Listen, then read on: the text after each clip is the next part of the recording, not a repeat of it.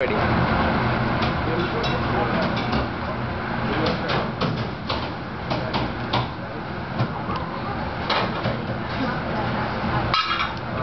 Explain. This is the leg portion, the thigh portion. Yeah.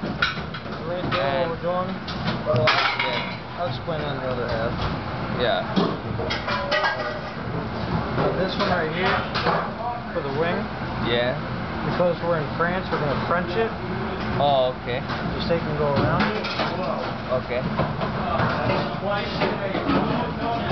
Pop it up. Oh. Like that. Pop it backwards. Yeah. Like that. And you got clean French.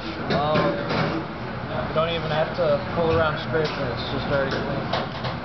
That's chicken wings. Alright. Now on this side, going, throw it up. Yeah. Then you want to slide it in. Yeah. So it cuts under this bone. Okay.